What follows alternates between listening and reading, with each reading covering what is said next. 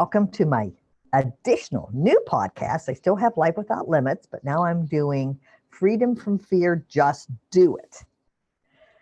I'm coming to you today and I want to talk about something that triggers fear and anxiety. What are you eating? For instance, here's a snack that I have today. I'm eating an apple with almond butter. Yum. Okay. And I either have water. Now, I love club soda or sparkling seltzer water. So I'm having a flavored sparkling seltzer water. That's part of what quenches my thirst. So if you are consuming a lot of sugar, caffeine, iced tea, then you're going to feel anxious. Now, I'm not saying go cold turkey on anything because that's not possible. Of course, I do have, which I will put in this YouTube in the description, I do have a course on tapping out food cravings for sugar, salt, and junk food, and that would apply to caffeine as well. If you're drinking too much, these are the things that can trigger anxiety because they're drugs. Caffeine is a drug. Sugar is not a drug, but it certainly does overstimulate us, okay?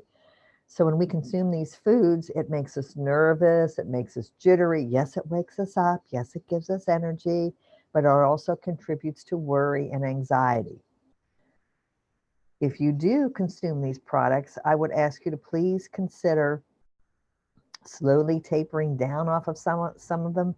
When my clients come in and they say, yes, they drink caffeine, I say, well, how much? I mean, obviously, if they have more than 4 cups of coffee in a day, that's too much.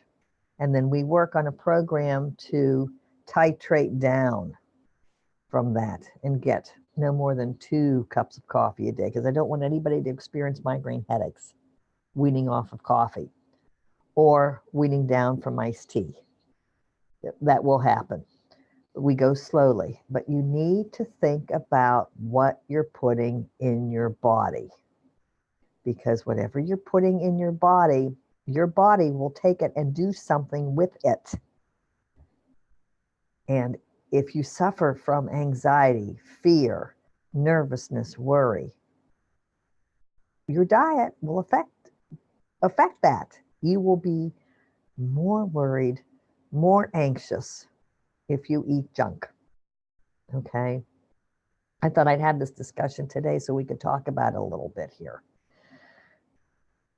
It's just so important to put good things in your mouth. Now, we all know this, but I just wanted to explain the correlation between being stimulated through sugar. And yes, I eat chocolate.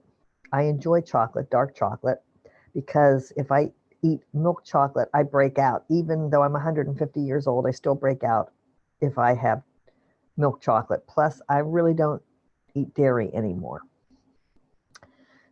Depending on what you eat, your mind will use it. If you eat good stuff, your mind will think clearly. If you eat garbage and junk and caffeine, your mind and nervous system will respond accordingly. Yes. Part of that is to be able to tap out any cravings, which we can do. So here's a tap for a craving. You put in the blank. Now, I'm an expert in emotional freedom techniques. I just want to give you a short global tap because I don't know who you are, so I can't do anything specific for you. But emotional freedom techniques is based in Chinese medicine. It's acupuncture without needles.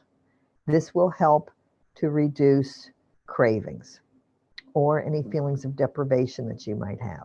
So tapping on the side of the hand, this is one acupressure point, and saying, even though I have this craving for sugar, chocolate, coffee, caffeine, iced tea, junk, or blank, you fill in the blank. I am working on letting this go. Or here's a really good tap.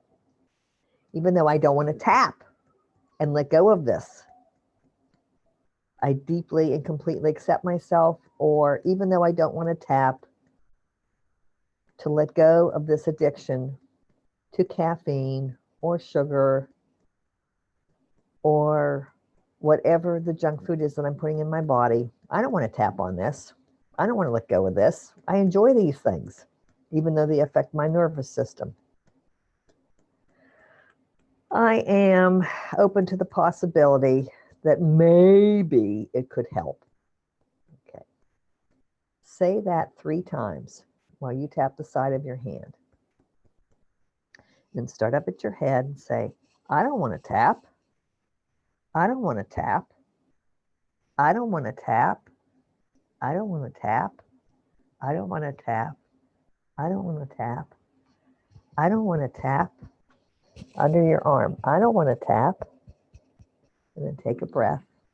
And then if you don't want to tap, don't tap. Then keep your anxiety. Keep your fear. If you want to try it again, go back to the hand, side of the hand, and say, even though I really want to have that 6th cup of coffee, even though I really want to have that sugar, even though I really want to have that chocolatey cookie, I am willing to consider other tasty foods. I am willing to consider that this isn't healthy for me, and I could have a piece of fruit, a piece of cheese.